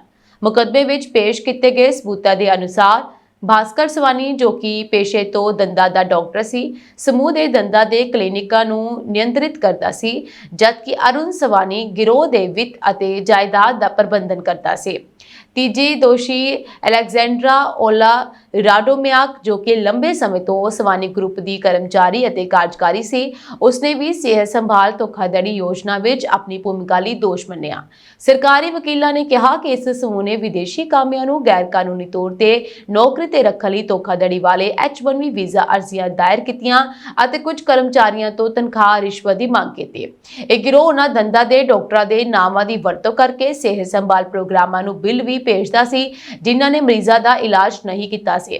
ਸੋ ਅਧਿਕਾਰੀਆਂ ਨੇ ਕਿਹਾ ਕਿ ਮੈਡੀਕੇਡ ਵੱਲੋਂ ਸਵਾਨੀ ਗਰੁੱਪ ਨਾਲ ਇਕਰਾਰਨਾਮੇ ਖਤਮ ਕਰਨ ਤੋਂ ਬਾਅਦ ਵੀ ਬਚਾਓ ਪੱਖ ਨੇ ਮਨੋਨੀਤ ਦੰਦਾਂ ਦੇ ਡਾਕਟਰਾਂ ਰਾਹੀਂ ਦਾਅਵੇ ਜਮ੍ਹਾਂ ਕਰਨਾ ਜਾਰੀ ਰੱਖਿਆ। ਇਸ ਨੂੰ ਇੱਕ ਗ੍ਰੈਂਡ ਜਿਊਰੀ ਜਾਂਚ ਵਿੱਚ ਰੁਕਾਵਟ ਪਾਉਣ, ਮਨੀ ਲਾਂਡਰਿੰਗ ਧੋਖਾਧੜੀ, ਵਾਇਰ ਧੋਖਾਧੜੀ, ਡਾਕ ਧੋਖਾਧੜੀ ਅਤੇ ਵਿੱਤੀ ਲੈਣ ਦੇਣ ਦੇ ਇੱਕ ਗੁੰਝਲਦਾਰ ਨੈਟਵਰਕ ਰਾਹੀਂ ਗੈਰ ਕਾਨੂੰਨੀ ਕਮਾਈ ਨੂੰ ਲਾਂਡਰਿੰਗ ਕਰਨ ਦਾ ਵੀ ਦੋਸ਼ੀ ਪਾਇਆ ਗਿਆ। ਭਾਸਕਰ ਸਵਾਨੀ ਨੂੰ ਅੰਤਰਰਾਜੀ ਵਪਾਰ ਵਿੱਚ ਮਿਲਾਵਟੀ ਅਤੇ ਗਲਤ ਲੇਬਲ ਵਾਲੇ ਮੈਡੀਕਲ ਉਪਕਰਨ ਨੂੰ ਵੰਡਣ ਦੀ ਸਾਜ਼ਿਸ਼ ਰਚਣ ਦਾ ਦੋਸ਼ੀ ਵੀ ਠਹਿਰਾਇਆ ਗਿਆ ਸੀ। ਉਸ ਨੂੰ ਵੱਧ ਤੋਂ ਵੱਧ 420 ਸਾਲਾਂ ਦੀ ਕੈਦ ਦੀ ਸਜ਼ਾ ਹੋ ਸਕਦੀ ਸੀ, ਜਦਕਿ ਅਰੁਣ ਸਵਾਨੀ ਨੂੰ 415 ਸਾਲ ਤੱਕ ਦੀ ਸਜ਼ਾ ਹੋ ਸਕਦੀ ਹੈ। ਸਜ਼ਾ ਸੁਣਾਉਣ ਦੀ ਸੁਣਵਾਈ ਕ੍ਰਮਵਾਰ 8 ਜੁਲਾਈ ਅਤੇ 9 ਜੁਲਾਈ ਨੂੰ ਹੋਣੀ ਹੈ। ਸੰਯੁਕਤ ਰਾਸ਼ਟਰ ਸੁਰੱਖਿਆ ਪ੍ਰੀਸ਼ਦ UNSC ਨੇ ਈਰਾਨ ਸੰਬੰਧੀ ਇੱਕ ਮਹੱਤਵਪੂਰਨ ਮਤਾ ਪਾਸ ਕੀਤਾ। ਇਹ ਮਤਾ ਈਰਾਨ ਨੂੰ ਖਾੜੀ ਦੇਸ਼ਾਂ ਤੇ ਹਮਲੇ ਤੁਰੰਤ ਰੋਕਣ ਦੀ ਮੰਗ ਕਰਦਾ ਹੈ। ਇਸ ਮਤੇ ਦੀ ਅਗਵਾਈ ਬਹਿਰੀਨ ਨੇ ਕੀਤੀ ਸੀ। ਸੁਰੱਖਿਆ ਪ੍ਰੀਸ਼ਦ ਦੇ 15 ਮੈਂਬਰਾਂ ਵਿੱਚੋਂ 13 ਨੇ ਹੱਕ ਵਿੱਚ ਵੋਟ ਦਿੱਤੀ, ਜਦਕਿ ਇਸ ਦੇ ਵਿਰੁੱਧ ਕੋਈ ਵੋਟ ਨਹੀਂ ਪਈ। ਹਾਲਾਂਕਿ ਰੂਸ ਅਤੇ ਚੀਨ ਨੇ ਇਸ ਵੋਟਿੰਗ ਵਿੱਚ ਹਿੱਸਾ ਨਹੀਂ ਲਿਆ ਅਤੇ ਵੋਟਿੰਗ ਤੋਂ ਗੈਰ ਹਾਜ਼ਰ ਰਹੇ। ਮਤਾ ਕਈ ਖਾੜੀ ਦੇਸ਼ਾਂ ਤੇ ਹਮਲਿਆਂ ਦੀ ਸਖਤ ਨਿੰਦਾ ਕਰਦਾ ਹੈ। ਇਨ੍ਹਾਂ ਵਿੱਚ Bahrain, Kuwait, Oman, Qatar, Saudi Arab, ਸੰਯੁਕਤ ਅਰਬ ਅਮੀਰਾਤ ਅਤੇ ਜੋਰਡਨ ਸ਼ਾਮਲ ਹਨ। ਮਤੇ ਵਿੱਚ ਕਿਹਾ ਗਿਆ ਹੈ ਕਿ ਇਨ੍ਹਾਂ ਦੇਸ਼ਾਂ ਨੂੰ ਨਿਸ਼ਾਨਾ ਬਣਾਉਣ ਵਾਲੇ ਹਮਲੇ ਖੇਤਰੀ ਸੁਰੱਖਿਆ ਅਤੇ ਵਿਸ਼ਵ ਸਥਿਰਤਾ ਲਈ ਗੰਭੀਰ ਖਤਰਾ ਹਨ। ਆਪਣੇ ਮਤੇ ਵਿੱਚ ਸੁਰੱਖਿਆ ਪ੍ਰੀਸ਼ਦ ਨੇ ਈਰਾਨ ਨੂੰ ਖਾੜੀ ਖੇਤਰ ਵਿੱਚ ਆਪਣੀਆਂ ਚੱਲ ਰਹੀਆਂ ਫੌਜੀ ਕਾਰਵਾਈਆਂ ਅਤੇ ਹਮਲਿਆਂ ਨੂੰ ਤੁਰੰਤ ਬੰਦ ਕਰਨ ਅਤੇ ਖੇਤਰ ਵਿੱਚ ਸ਼ਾਂਤੀ ਬਣਾਈ ਰੱਖਣ ਲਈ ਕਦਮ ਚੁੱਕਣ ਲਈ ਕਿਹਾ ਹੈ। ਪ੍ਰੀਸ਼ਦ ਨੇ ਇਹ ਵੀ ਕਿਹਾ ਹੈ ਕਿ ਅੰਤਰਰਾਸ਼ਟਰੀ ਕਾਨੂੰਨ ਅਤੇ ਵਿਸ਼ਵ ਸ਼ਾਂਤੀ ਬਣਾਈ ਰੱਖਣਾ ਸਾਰੇ ਦੇਸ਼ਾਂ ਦੀ ਜ਼ਿੰਮੇਵਾਰੀ ਹੈ। ਰੂਸ ਅਤੇ ਚੀਨ ਇਸ ਮਤੇ ਦੇ ਵੋਟਿੰਗ ਤੋਂ ਗੈਰ ਹਾਜ਼ਰ ਰਹੇ। ਦੋਵਾਂ ਦੇਸ਼ਾਂ ਦੇ ਇਸ ਫੈਸਲੇ ਨੂੰ ਕੂਟਨੀਤਿਕ ਦ੍ਰਿਸ਼ਟੀਕੋਣ ਤੋਂ ਮਹੱਤਵਪੂਰਨ ਮੰਨਿਆ ਜਾਂਦਾ ਹੈ। ਮਾਹਰਾਂ ਦਾ ਮੰਨਣਾ ਹੈ ਕਿ ਇਹ ਦਰਸਾਉਂਦਾ ਹੈ ਕਿ ਦੋਵੇਂ ਦੇਸ਼ ਸਿੱਧੇ ਟਕਰਾਅ ਤੋਂ ਬਚਦੇ ਹੋਏ ਇਸ ਮੁੱਦੇ ਤੇ ਨਿਰਪੱਖ ਰੁਖ ਅਪਣਾਉਣਾ ਚਾਹੁੰਦੇ ਹਨ। ਹਾਲ ਹੀ ਦੇ ਦਿਨਾਂ ਵਿੱਚ ਖਾੜੀ ਖੇਤਰ ਵਿੱਚ ਤਣਾਅ ਕਾਫੀ ਵੱਧ ਗਿਆ। ਸੁਰੱਖਿਆ ਪ੍ਰੀਸ਼ਦ ਦੁਆਰਾ ਪਾਸ ਕੀਤੇ ਗਏ ਇਸ ਮਤੇ ਨੂੰ ਈਰਾਨ ਤੇ ਅੰਤਰਰਾਸ਼ਟਰੀ ਦਬਾਅ ਵਧਾਉਣ ਦੀ ਕੋਸ਼ਿਸ਼ ਵਜੋਂ ਦੇਖਿਆ ਜਾ ਰਿਹਾ ਹੈ। ਮਾਹਰਾਂ ਦਾ ਇਹ ਕਹਿਣਾ ਹੈ ਕਿ ਇਸ ਮਤੇ ਦਾ ਖੇਤਰੀ ਕੂਟਨੀਤੀ ਅਤੇ ਫੌਜੀ ਸਥਿਤੀ ਤੇ ਸਥਾਈ ਪ੍ਰਭਾਵ ਪੈ ਸਕਦਾ ਹੈ। ਅਮਰੀਕੀ ਰਾਸ਼ਟਰਪਤੀ ਡੋਨਾਲਡ ਟਰੰਪ ਨੇ 10 ਮਾਰਚ ਨੂੰ ਟੈਕਸਾਸ ਦੇ ਬ੍ਰਾਊਨਸਵਿਲ ਵਿੱਚ ਇੱਕ ਤੇਲ ਰਿਫਾਈਨਰੀ ਖੋਲ੍ਹਣ ਦੀਆਂ ਯੋਜਨਾਵਾਂ ਦਾ ਐਲਾਨ ਕੀਤਾ ਅਤੇ ਇਸ ਪ੍ਰੋਜੈਕਟ ਦਾ ਸਿਹਰਾ ਭਾਰਤੀ ਸਮੂਹ ਰਿਲਾਇੰਸ ਇੰਡਸਟਰੀਜ਼ ਨੂੰ ਦਿੱਤਾ। ਟਰੂਥ ਸੋਸ਼ਲ ਤੇ ਐਲਾਨ ਕਰਦੇ ਹੋਏ ਟਰੰਪ ਨੇ ਇਸ ਕਦਮ ਨੂੰ ਸੱਚਾ ਊਰਜਾ ਦਬਦਬਾ ਕਿਹਾ। ਟਰੰਪ ਨੇ ਕਿਹਾ ਕਿ ਇਹ ਪ੍ਰੋਜੈਕਟ 50 ਸਾਲਾਂ ਵਿੱਚ ਦੇਸ਼ ਦੀ ਪਹਿਲੀ ਤੇਲ ਰਿਫਾਈਨਰੀ ਹੋਵੇਗੀ। ਬ੍ਰਾਊਨਸਵਿਲ ਰਿਫਾਈਨਰੀ ਅਮਰੀਕੀ ਕੰਪਨੀ ਅਮਰੀਕਾ ਫਸਟ ਰਿਫਾਈਨਿੰਗ ਅਤੇ ਭਾਰਤੀ ਊਰਜਾ ਕੰਪਨੀ ਰਿਲਾਇੰਸ ਦੁਆਰਾ ਸਾਂਝੇ ਤੌਰ ਤੇ ਬਣਾਈ ਜਾਵੇਗੀ। ਟਰੰਪ ਨੇ ਕਿਹਾ ਇਹ $300 ਬਿਲੀਅਨ ਦਾ ਇਤਿਹਾਸਕ ਸੌਦਾ ਹੈ। ਅਮਰੀਕੀ ਇਤਿਹਾਸ ਦਾ ਸਭ ਤੋਂ ਵੱਡਾ ਅਮਰੀਕੀ ਕਾਮਿਆਂ, ਊਰਜਾ ਅਤੇ ਦੱਖਣੀ ਟੈਕਸਾਸ ਦੇ ਮਹਾਨ ਲੋਕਾਂ ਲਈ ਇੱਕ ਵੱਡੀ ਜਿੱਤ ਹੈ। ਇਸ ਜ਼ਬਰਦਸਤ ਨਿਵੇਸ਼ ਲਈ ਭਾਰਤ ਵਿੱਚ ਸਾਡੇ ਭਾਈਵਾਲਾਂ ਅਤੇ ਉਹਨਾਂ ਦੀ ਸਭ ਤੋਂ ਵੱਡੀ ਨਿੱਜੀ ਊਰਜਾ ਕੰਪਨੀ ਰਿਲਾਇੰਸ ਦਾ ਧੰਨਵਾਦ। ਟਰੰਪ ਨੇ ਸਮਝੌਤੇ ਨੂੰ ਆਪਣੀ ਸਰਕਾਰ ਦੇ ਅਮਰੀਕਾ ਫਸਟ ਏਜੰਡੇ, ਪਰਮਿਟ ਪ੍ਰਕਿਰਿਆ ਨੂੰ ਸਰਲ ਬਣਾਉਣ ਅਤੇ ਟੈਕਸ ਘਟਾਉਣ ਨਾਲ ਜੋੜਿਆ ਅਤੇ ਕਿਹਾ ਕਿ ਨਵੀਂ ਰਿਫਾਈਨਰੀ ਅਮਰੀਕੀ ਬਾਜ਼ਾਰਾਂ ਨੂੰ ਹੁਲਾਰਾ ਦੇਵੇਗੀ, ਰਾਸ਼ਟਰੀ ਸੁਰੱਖਿਆ ਨੂੰ ਮਜ਼ਬੂਤ ਕਰੇਗੀ, ਅਮਰੀਕੀ ਊਰਜਾ ਉਤਪਾਦਨ ਵਧਾਏਗੀ ਅਤੇ ਅਰਬਾਂ ਡਾਲਰ ਦੇ ਆਰਥਿਕ ਲਾਭ ਪ੍ਰਦਾਨ ਕਰੇਗੀ। ਟਰੰਪ ਨੇ ਅੱਗੇ ਕਿਹਾ ਕਿ ਇਸ ਕਦਮ ਨਾਲ ਗਲੋਬਲ ਨਿਰਯਾਤ ਨੂੰ ਵੀ ਹੁਲਾਰਾ ਮਿਲੇਗਾ ਅਤੇ ਖੇਤਰ ਵਿੱਚ ਨੌਕਰੀਆਂ ਅਤੇ ਵਿਕਾਸ ਦੇ ਮੌਕੇ ਪੈਦਾ ਹੋਣਗੇ।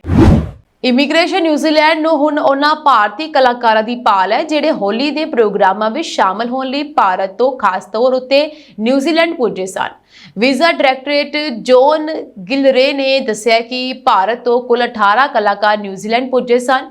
ਉਹਨਾਂ 'ਚ ਸਿਰਫ 4 ਕੋਲ ਹੀ ਵੈਧ ਵਿਜ਼ਟਰ ਵੀਜ਼ਾ ਸਨ। ਇਹਨਾਂ ਕੋਲ ਸਿਰਫ 6 ਮਾਰਚ ਤੱਕ ਹੀ ਵੀਜ਼ਾ ਸਨ, ਪਰ ਉਹਨਾਂ 'ਚੋਂ ਸਿਰਫ 3 ਜਣੇ ਹੀ ਭਾਰਤ ਪਰਤੇ ਹਨ। ਬਾਕੀ ਦੇ 15 ਕਲਾਕਾਰਾਂ ਦੀ ਇਮੀਗ੍ਰੇਸ਼ਨ ਨਿਊਜ਼ੀਲੈਂਡ ਨੂੰ ਤਲਾਸ਼ ਹੈ। ਵੀਜ਼ਾ ਅਧਿਕਾਰੀ ਗਿਲਰੇ ਨੇ ਦੱਸਿਆ ਕਿ ਅਜਿਹੇ ਹਰੇਕ ਮਾਮਲੇ ਦੀ ਜਾਂਚ ਵਿਅਕਤੀਗਤ ਆਧਾਰ ਉੱਤੇ ਹੀ ਕੀਤੀ ਜਾਂਦੀ ਹੈ। ਉਹਨਾਂ ਨੇ ਇਸ ਮਾਮਲੇ ਤੇ ਹੋਰ ਕਈ ਬਹੁਤੇ ਵੇਰਵੇ ਸਾਂਝੇ ਕਰਨ ਤੋਂ ਸਾਫ਼ ਇਨਕਾਰ ਕਰ ਦਿੱਤਾ। ਇੱਕ ਰਿਪੋਰਟ ਮੁਤਾਬਕ ਇਮੀਗ੍ਰੇਸ਼ਨ ਨਿਊਜ਼ੀਲੈਂਡ ਨੂੰ ਪਹਿਲਾਂ ਭਾਰਤੀਆਂ ਦੀਆਂ 27 ਵੀਜ਼ਾ ਅਰਜ਼ੀਆਂ ਮਿਲੀਆਂ ਸਨ। ਇਹ ਅਰਜ਼ੀਆਂ ਸ਼ਿਵਾਨੀ ਕਸ਼ਪ ਨਾਲ ਸਮੂਹਿਕ ਤੌਰ ਉੱਤੇ ਹੋਲੀ ਦੇ ਜਸ਼ਨ ਮਨਾਉਣ ਦੇ ਮੰਤਵ ਨਾਲ ਪੁੱਜੀਆਂ ਸਨ। ਇਸ ਗਰੁੱਪ ਦਾ ਸਮਾਰੋਹ ਪਿਛਲੇ ਮਹੀਨੇ ਪੁਕੇ ਕੋਹੇ ਦੇ ਇੱਕ ਪਾਰਕ ਵਿੱਚ ਹੋਇਆ ਸੀ। ਇਮੀਗ੍ਰੇਸ਼ਨ ਨਿਊਜ਼ੀਲੈਂਡ ਨੇ ਪੁਸ਼ਟੀ ਕੀਤੀ ਹੈ ਕਿ ਇਹ ਸਮਾਰੋਹ ਹੋਇਆ ਸੀ। ਸੋ ਇਸ ਮਾਮਲੇ ਬਾਰੇ ਆਕਲੈਂਡ ਦੇ ਭਾਰਤੀ ਕੌਂਸਲ ਜਨਰਲ ਨੇ ਵੀ ਆਖਿਆ ਸੀ ਕਿ ਉਹ ਹੋਲੀ ਦੇ ਇਸ ਇਵੈਂਟ ਨੂੰ ਆਪਣਾ ਸਮਰਥਨ ਦੇ ਰਹੇ ਹਨ। ਗਿਲਰੇ ਨੇ ਦੱਸਿਆ ਕਿ ਇਸ ਗਰੁੱਪ ਲਈ 7 ਵਿਜ਼ਟਰ ਵੀਜ਼ਾ ਅਰਜ਼ੀਆਂ ਪ੍ਰਵਾਨ ਕੀਤੀਆਂ ਗਈਆਂ ਸਨ। ਹਰੇਕ ਵੀਜ਼ਾ ਸਿਰਫ 1 ਮਹੀਨੇ ਲਈ ਵੈਧ ਸੀ। 4 ਅਰਜ਼ੀਆਂ ਰੱਦ ਕਰ ਦਿੱਤੀਆਂ ਗਈਆਂ ਸਨ ਅਤੇ 3 ਨੂੰ ਵਾਪਸ ਲੈ ਲਿਆ ਗਿਆ ਸੀ। ਮੱਧ ਪੂਰਬ ਵਿੱਚ ਚੱਲ ਰਹੇ ਸੰਘਰਸ਼ ਕਾਰਨ ਤੇਲ ਅਤੇ ਜੈਟ ਇੰਧਨ ਦੀਆਂ ਕੀਮਤਾਂ ਵਿੱਚ ਆਏ ਵਾਧੇ ਦਾ ਅਸਰ ਹੁਣ ਹਵਾਈ ਯਾਤਰਾ ਤੇ ਵੀ ਪੈਣਾ ਸ਼ੁਰੂ ਹੋ ਗਿਆ ਹੈ। ਕੈਨੇਡਾ ਦੀ ਹਵਾਈ ਕੰਪਨੀ 에ਅਰ ਟ੍ਰਾਂਸੈਟ ਨੇ ਯੂਰਪ ਜਾਣ ਵਾਲੀਆਂ ਆਪਣੀਆਂ ਉਡਾਨਾਂ ਲਈ ਈਂਧਨ ਸਰਚਾਰਜ ਵਧਾਉਣ ਦਾ ਫੈਸਲਾ ਕੀਤਾ ਹੈ। ਕੰਪਨੀ ਮੁਤਾਬਕ ਵੱਧ ਰਹੀਆਂ ਈਂਧਨ ਦੀਆਂ ਕੀਮਤਾਂ ਕਾਰਨ ਉਡਾਨਾਂ ਦੇ ਚਲਾਉਣ ਦਾ ਖਰਚਾ ਕਾਫੀ ਵੱਧ ਗਿਆ। ਇਸ ਕਰਕੇ ਕੁਝ ਉਡਾਨਾਂ ਦੇ ਟਿਕਟਾਂ ਦੀ ਕੁੱਲ ਕੀਮਤ ਵਿੱਚ ਵਾਧੂ ਫੀਸ ਸ਼ਾਮਲ ਕੀਤੀ ਜਾ ਰਹੀ ਹੈ। ਜਾਣਕਾਰੀ ਅਨੁਸਾਰ ਖਾਸ ਕਰਕੇ ਉਹਨਾਂ ਰੂਟਾਂ ਤੇ ਕਿਰਾਏ ਵਿੱਚ ਵਾਧਾ ਹੋ ਰਿਹਾ ਹੈ ਜਿੱਥੇ ਯਾਤਰਾ ਦੇ ਦਿਨ ਸਭ ਤੋਂ ਜ਼ਿਆਦਾ ਰਸ਼ ਵਾਲੇ ਹੁੰਦੇ ਹਨ। ਮਾਹਰਾਂ ਦਾ ਤਰਕ ਹੈ ਕਿ ਜੇਕਰ ਅੰਤਰਰਾਸ਼ਟਰੀ ਬਾਜ਼ਾਰ ਵਿੱਚ ਤੇਲ ਦੀਆਂ ਕੀਮਤਾਂ ਇਸੇ ਤਰ੍ਹਾਂ ਵਧਦੀਆਂ ਰਹੀਆਂ ਤਾਂ ਹੋਰ ਹਵਾਈ ਕੰਪਨੀਆਂ ਵੀ ਈਂਧਨ ਸਰਚਾਰਜ ਵਧਾ ਸਕਦੀਆਂ ਹਨ। ਇਹ ਤਬਦੀਲੀਆਂ ਹਵਾਈ ਉਦਯੋਗ ਵੱਲੋਂ ਵੱਧ ਰਹੀਆਂ ਚਾਲੂ ਲਾਗਤਾਂ ਨੂੰ ਸੰਭਾਲਣ ਲਈ ਕੀਤੀਆਂ ਜਾ ਰਹੀਆਂ ਹਨ। ਇਸ ਦੇ ਨਾਲ ਹੀ ਈਰਾਨ ਅਤੇ ਇਜ਼ਰਾਈਲ ਅਮਰੀਕਾ ਦਰਮਿਆਨ ਚੱਲ ਰਹੀ ਜੰਗ ਕਾਰਨ ਖਾੜੀ ਦੇਸ਼ਾਂ ਵਿੱਚ ਫਸੇ ਭਾਰਤੀ ਨਾਗਰਿਕਾਂ ਲਈ ਇੱਕ ਰਾਹਤ ਵਾਲੀ ਖਬਰ ਵੀ ਹੈ। 에ਅਰ ਇੰਡੀਆ ਅਤੇ 에ਅਰ ਇੰਡੀਆ ਐਕਸਪ੍ਰੈਸ ਨੇ 12 ਮਾਰਚ 2026 ਤੋਂ ਪੱਛਮੀ ਏਸ਼ੀਆ ਦੇ ਵੱਖ-ਵੱਖ ਸ਼ਹਿਰਾਂ ਲਈ ਕੁੱਲ 58 ਨਿਰਧਾਰਤ ਅਤੇ ਗੈਰ ਨਿਰਧਾਰਤ ਉਡਾਨਾਂ ਚਲਾਉਣ ਦਾ ਫੈਸਲਾ ਕੀਤਾ। ਇਸ ਕਦਮ ਦਾ ਮਕਸਦ ਉੱਥੇ ਫਸੇ ਭਾਰਤੀਆਂ ਨੂੰ ਸੁਰੱਖਿਅਤ ਵਾਪਸ ਲਿਆਉਣਾ ਅਤੇ ਯਾਤਰੀਆਂ ਨੂੰ ਬਿਹਤਰ ਕਨੈਕਟੀਵਿਟੀ ਪ੍ਰਦਾਨ ਕਰਨਾ ਹੈ। 에ਅਰਲਾਈਨਾਂ ਵੱਲੋਂ ਜਾਰੀ ਸ਼ੈਡਿਊਲ ਅਨੁਸਾਰ ਸਾਊਦੀ ਅਰਬ ਦੇ ਰਿਆਦ ਲਈ ਮੁੰਬਈ ਅਤੇ ਕੋਜ਼ੀਕੋਡ ਤੋਂ ਗੈਰ ਨਿਰਧਾਰਤ ਰਾਊਂਡ ਫਲਾਈਟਾਂ ਚਲਾਈਆਂ ਜਾਣਗੀਆਂ। ਜੱਦਾ ਲਈ ਕੁੱਲ 10 ਉਡਾਨਾਂ ਦਾ ਸੰਚਾਲਨ ਕੀਤਾ ਜਾਵੇਗਾ। 에ਅਰ ਇੰਡੀਆ ਦਿੱਲੀ ਤੋਂ 1 ਅਤੇ ਮੁੰਬਈ ਤੋਂ 2 ਰਾਊਂਡ ਟ੍ਰਿਪ ਚਲਾਏਗੀ, ਜਦਕਿ 에ਅਰ ਇੰਡੀਆ ਐਕਸਪ੍ਰੈਸ ਬੈਂਗਲੁਰੂ ਅਤੇ ਕੋਜ਼ੀਕੋਡ ਤੋਂ ਇੱਕ ਉਡਾਨ ਸੰਚਾਲਿਤ ਕਰੇਗੀ। ਇਸ ਤੋਂ ਇਲਾਵਾ ਓਮਾਨ ਦੀ ਗੱਲ ਕਰਾਂ ਤੇ 에ਅਰ ਇੰਡੀਆ ਐਕਸਪ੍ਰੈਸ ਮਸਕਟ ਲਈ 8 ਨਿਰਧਾਰਤ ਉਡਾਨਾਂ ਚਲਾਏਗੀ, ਜਿਸ ਵਿੱਚ ਦਿੱਲੀ ਅਤੇ ਮੁੰਬਈ ਤੋਂ 1 ਅਤੇ ਕੋਜ਼ੀਕੋਡ ਤੋਂ 2 ਰਾਊਂਡ ਟ੍ਰਿਪ ਸ਼ਾਮਲ ਹਨ। ਸੰਯੁਕਤ ਅਰਬ ਅਮੀਰਾਤ ਲਈ ਵੀ ਦੁਬਈ, ਆਬੂ ਧਾਬੀ, ਸ਼ਾਰਜਾ ਤੇ ਰਸਲ ਖੈਮਾ ਲਈ ਵੀ ਵਿਸ਼ੇਸ਼ ਉਡਾਨਾਂ ਚਲਾਈਆਂ ਜਾਣਗੀਆਂ। ਦੁਬਈ ਲਈ ਦਿੱਲੀ ਤੋਂ 2 ਅਤੇ ਮੁੰਬਈ ਤੋਂ 3 ਵਿਸ਼ੇਸ਼ ਉਡਾਨਾਂ 에ਅਰ ਇੰਡੀਆ ਵੱਲੋਂ ਚਲਾਈਆਂ ਜਾਣਗੀਆਂ। ਅਮਰੀਕੀ ਫੌਜੀ ਹੈੱਡਕੁਆਰਟਰ ਪੈਂਟਾਗਨ ਦੇ ਅਨੁਸਾਰ ਈਰਾਨ ਨਾਲ 10 ਦਿਨਾਂ ਦੇ ਸੰਘਰਸ਼ ਵਿੱਚ ਲਗਭਗ 140 ਅਮਰੀਕੀ ਸੈਨਿਕ ਜ਼ਖਮੀ ਹੋਏ ਹਨ। ਇਨ੍ਹਾਂ ਵਿੱਚੋਂ ਜ਼ਿਆਦਾਤਰ ਸੱਟਾਂ ਮਾਮੂਲੀ ਸਨ ਅਤੇ 108 ਸੇਵਾ ਮੈਂਬਰ ਪਹਿਲਾਂ ਹੀ ਡਿਊਟੀ ਤੇ ਵਾਪਸ ਆ ਚੁੱਕੇ ਹਨ। ਪੈਂਟਾਗਨ ਦੇ ਬੁਲਾਰੇ ਸੀਨ ਪਾਰਨੇਲ ਨੇ ਇੱਕ ਈਮੇਲ ਬਿਆਨ ਵਿੱਚ ਇਹ ਸਭ ਕੁਝ ਕਿਹਾ। ਪਾਰਨੇਲ ਨੇ ਕਿਹਾ ਕਿ 8 ਅਮਰੀਕੀ ਸੇਵਾ ਮੈਂਬਰ ਇਸ ਸਮੇਂ ਗੰਭੀਰ ਜ਼ਖਮੀ ਹਨ। ਇਹ ਨਵਾਂ ਅੰਕੜਾ ਈਰਾਨ ਦੁਆਰਾ ਜਵਾਬੀ ਰਾਕੇਟ ਅਤੇ ਡਰੋਨ ਹਮਲਿਆਂ ਤੋਂ ਬਾਅਦ ਅਮਰੀਕੀ ਸੈਨਿਕਾਂ ਨੂੰ ਹੋਏ ਸੱਟਾਂ ਦੇ ਵਿਆਪਕ ਪ੍ਰਭਾਵ ਦੀ ਪਹਿਲੀ ਝਲਕ ਪ੍ਰਦਾਨ ਕਰਦਾ ਹੈ। ਇਸ ਵਿੱਚ ਕੁਵੈਤ ਅਤੇ ਸਾਊਦੀ ਅਰਬ ਵਿੱਚ 7 ਸੇਵਾ ਮੈਂਬਰਾਂ ਦੀ ਜਾਨ ਵੀ ਗਈ ਸੀ। ਕੈਨੇਡਾ ਦੇ ਬ੍ਰਿਟਿਸ਼ ਕੋਲੰਬੀਆ ਸੂਬੇ ਵਿੱਚ 11 ਦਿਨ ਤੋਂ ਲਾਪਤਾ ਪੰਜਾਬੀ ਨੌਜਵਾਨ ਦੀ ਭਾਲ ਵਿੱਚ ਜੁਟੀ ਪੁਲਿਸ ਨੇ ਲੋਕਾਂ ਤੋਂ ਮਦਦ ਮੰਗੀ ਹੈ। ਨਨੇਮੋ RCMP ਨੇ ਦੱਸਿਆ ਕਿ 25 ਸਾਲਾਂ ਦੇ ਜ਼ੋਰਾਵਰ ਦੋਸਾਂਝ ਨੂੰ ਆਖਰੀ ਵਾਰ 28 ਫਰਵਰੀ ਨੂੰ ਦੇਖਿਆ ਗਿਆ ਅਤੇ ਮੰਨਿਆ ਜਾ ਰਿਹਾ ਹੈ ਕਿ ਲੋਅਰ ਮੇਨਲੈਂਡ ਨਾਲ ਸੰਬੰਧਿਤ ਇਹ ਨੌਜਵਾਨ ਵੈਂਕੂਵਰ ਆਈਲੈਂਡ ਵੱਲ ਗਿਆ ਹੋਵੇਗਾ। ਪੁਲਿਸ ਨੇ ਨੌਜਵਾਨ ਦਾ ਹੁਲੀਆ ਜਾਰੀ ਕਰਦਿਆਂ ਇਹ ਦੱਸਿਆ ਕਿ ਉਸ ਦਾ ਕੱਦ 6 ਫੁੱਟ ਅਤੇ ਵਾਲ ਕਾਲੇ ਹਨ, ਜਦਕਿ ਲੱਤਾਂ ਬਾਹਾਂ ਤੇ ਟੈਟੂ ਬਣੇ ਹੋਏ ਹਨ। ਪੁਲਿਸ ਨੇ ਲੋਕਾਂ ਨੂੰ ਅਪੀਲ ਕੀਤੀ ਹੈ ਕਿ ਜੇ ਕਿਸੇ ਕੋਲ ਜ਼ੋਰਾਵਰ ਦੋਸਾਂਝ ਬਾਰੇ ਕੋਈ ਵੀ ਜਾਣਕਾਰੀ ਹੋਵੇ ਤਾਂ ਸੰਪਰਕ ਕੀਤਾ ਜਾ ਸਕਦਾ ਹੈ। ਗੈਰ ਐਮਰਜੈਂਸੀ ਨੰਬਰ ਦੇ ਨਾਲ ਵੀ ਸੰਪਰਕ ਕੀਤਾ ਜਾ ਸਕਦਾ ਹੈ। ਦੂਜੇ ਪਾਸੇ ਐਪਸਪੋਰਟ ਪੁਲਿਸ ਸੈਕਸ਼ੂਅਲ ਅਸਾਲਟ ਦੇ ਮਾਮਲੇ ਵਿੱਚ 4 ਸਾਊਥ ਏਸ਼ੀਅਨ ਨੌਜਵਾਨਾਂ ਦੀ ਭਾਲ ਕਰ ਰਹੀ ਹੈ।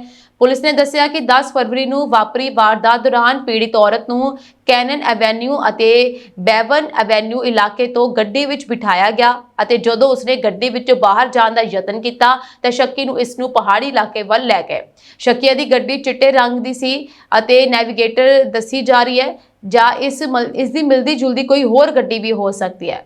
ਪੁਲਿਸ ਨੇ ਸ਼ੱਕੀਆ ਦਾ ਹੁਲੀਆ ਜਾਰੀ ਕਰਦਿਆਂ ਦੱਸਿਆ ਕਿ ਪਹਿਲੇ ਸ਼ੱਕੀ ਦੇ ਵਾਲ ਕਾਲੇ, ਲੰਮੀ ਦਾੜੀ ਅਤੇ ਕਾਲੀ ਹੁੱਡੀ ਪਾਈ ਹੋਈ ਸੀ, ਜਦਕਿ ਦੂਜਾ ਸ਼ੱਕੀ ਕਲੀਨ ਸ਼ੇਵ ਦੱਸਿਆ ਜਾ ਰਿਹਾ ਹੈ ਜਿਸਨੇ ਕਾਲੀ ਹੁੱਡੀ ਅਤੇ ਗੂੜੇ ਹਰੇ ਰੰਗ ਦੀ ਕਾਰਗੋ ਪੈਂਟ ਪਹਿਨੀ ਹੋਈ ਸੀ। ਤੀਜੇ ਸ਼ੱਕੀ ਦੀ ਪੈਨਸਿਲ ਲਾਈਨ ਵਰਗੀ ਦਾੜੀ ਅਤੇ ਛੋਟੇ ਵਾਲ ਸਨ ਜਿਸ ਦੀ ਉਮਰ 28 ਤੋਂ 35 ਸਾਲ ਦਰਮਿਆਨ ਹੋ ਸਕਦੀ ਹੈ। ਇਸੇ ਤਰੀਕੇ ਨਾਲ ਚੌਥੇ ਸ਼ੱਕੀ ਦੀ ਵੀ ਜਾਣਕਾਰੀ ਸਾਂਝੀ ਕੀਤੀ ਗਈ ਹੈ। ਸੋ ਜਾਂਚਕਰਤਾਵਾਂ ਨੇ ਲੋਕਾਂ ਨੂੰ ਅਪੀਲ ਕੀਤੀ ਹੈ ਕਿ ਜੇ ਕਿਸੇ ਕੋਲ ਮਾਮਲੇ ਨਾਲ ਸੰਬੰਧਿਤ ਕੋਈ ਵੀ ਜਾਣਕਾਰੀ ਜਾਂ ਡੈਸ਼ਕੈਮ ਫੁਟੇਜ ਮੌਜੂਦ ਹੈ ਤਾਂ ਐਪਸਪੋਰਟ ਪੁਲਿਸ ਨਾਲ ਸੰਪਰਕ ਕੀਤਾ ਜਾਵੇ। ਅਮਰੀਕਾ ਤੇ ਈਰਾਨ ਵਿਚਾਲੇ ਚੱਲ ਰਹੀ ਜੰਗ ਦਰਮਿਆਨ ਅਮਰੀਕੀ ਫੌਜ ਨੇ ਈਰਾਨ ਦੀ ਫੌਜੀ ਸਮਰਥਾ ਨੂੰ ਵੱਡਾ ਝਟਕਾ ਦਿੱਤਾ। ਅਮਰੀਕੀ ਮੱਧ ਕਮਾਨ ਦੇ ਲੈਫਟੀਨੈਂਟ ਜਨਰਲ ਬ੍ਰੈਡ ਕੂਪਰ ਨੇ ਐਲਾਨ ਕੀਤਾ ਕਿ ਮੰਗਲਵਾਰ ਰਾਤ ਅਮਰੀਕੀ ਬੰਬਾਰ ਜਹਾਜ਼ਾਂ ਨੇ ਈਰਾਨ ਵਿੱਚ ਸਥਿਤ ਬੈਲਿਸਟਿਕ ਮਿਜ਼ਾਈਲਾਂ ਬਣਾਉਣ ਵਾਲੇ ਇੱਕ ਬਹੁਤ ਵੱਡੇ ਕਾਰਖਾਨੇ ਨੂੰ ਨਿਸ਼ਾਨਾ ਬਣਾ ਕੇ ਪੂਰੀ ਤਰ੍ਹਾਂ ਤਬਾਹ ਕਰ ਦਿੱਤਾ। ਜਨਰਲ ਕੂਪਰ ਨੇ ਸੋਸ਼ਲ ਮੀਡੀਆ ਤੇ ਜਾਰੀ ਕੀਤੇ ਇੱਕ ਵੀਡੀਓ ਵਿੱਚ ਆਪਰੇਸ਼ਨ ਐਪਿਕ ਫਿਊਰੋ ਬਾਰੇ ਜਾਣਕਾਰੀ ਸਾਂਝੀ ਕੀਤੀ। ਉਹਨਾਂ ਨੇ ਕਿਹਾ ਕਿ ਅਮਰੀਕਾ ਯੋਜਨਾਬੱਧ ਤਰੀਕੇ ਨਾਲ ਈਰਾਨ ਦੇ ਰੱਖਿਆ ਉਦਯੋਗਾਂ, ਮਿਜ਼ਾਈਲਾਂ ਅਤੇ ਡਰੋਨਾਂ ਤੇ ਹਮਲੇ ਕਰਕੇ ਉਸ ਦੀ ਫੌਜੀ ਤਾਕਤਾਂ ਨੂੰ ਖਤਮ ਕਰ ਰਿਹਾ ਹੈ। ਉਹਨਾਂ ਨੇ ਸਪਸ਼ਟ ਕੀਤਾ ਕਿ ਅਮਰੀਕਾ ਦਾ ਮਕਸਦ ਸਿਰਫ ਮੌਜੂਦਾ ਖਤਰਿਆਂ ਨੂੰ ਰੋਕਣਾ ਹੀ ਨਹੀਂ ਹੈ, ਸਗੋਂ ਭਵਿੱਖ ਦੇ ਖਤਰਿਆਂ ਨੂੰ ਜੜੋਂ ਮਿਟਾਉਣਾ ਹੈ। ਜਨਰਲ ਕੂਪਰ ਨੇ ਦੱਸਿਆ ਕਿ ਜਦੋਂ ਤੋਂ ਈਰਾਨ ਨਾਲ ਯੁੱਧ ਸ਼ੁਰੂ ਹੋਇਆ ਹੈ, ਅਮਰੀਕਾ ਨੇ ਹੁਣ ਤੱਕ ਉਸਦੇ 5500 ਤੋਂ ਵੱਧ ਟਿਕਾਣਿਆਂ ਨੂੰ ਨਿਸ਼ਾਨਾ ਬਣਾਇਆ, ਜਿਨ੍ਹਾਂ ਵਿੱਚ 60 ਤੋਂ ਵੱਧ ਸਮੁੰਦਰੀ ਜਹਾਜ਼ ਵੀ ਸ਼ਾਮਲ ਹਨ। ਉਧਰ ਹੀ ਮੰਗਲਵਾਰ ਨੂੰ ਅਮਰੀਕਾ ਨੇ ਈਰਾਨ ਦੇ ਅੰਦਰ ਵੱਖ-ਵੱਖ ਦਿਸ਼ਾਵਾਂ ਤੋਂ ਲਗਭਗ ਹਰ ਘੰਟੇ ਹਮਲੇ ਕੀਤੇ। ਅਮਰੀਕੀ ਕਾਰਵਾਈ ਵਿੱਚ ਈਰਾਨੀ ਜਲ ਸੈਨਾ ਨੂੰ ਵੀ ਭਾਰੀ ਨੁਕਸਾਨ ਪਹੁੰਚਿਆ ਹੈ। ਅਮਰੀਕਾ ਨੇ ਈਰਾਨ ਦੇ ਸੁਲੇਮਾਨੀ ਕਲਾਸ ਦੇ 4 ਜੰਗੀ ਜਹਾਜ਼ਾਂ ਵਿੱਚੋਂ ਆਖਰੀ ਜਹਾਜ਼ ਨੂੰ ਵੀ ਨਸ਼ਟ ਕਰ ਦਿੱਤਾ ਹੈ, ਜਿਸ ਨਾਲ ਹੁਣ ਇਸ ਸ਼੍ਰੇਣੀ ਦੇ ਸਾਰੇ ਜਹਾਜ਼ ਲੜਾਈ ਤੋਂ ਬਾਹਰ ਹੋ ਗਏ ਹਨ।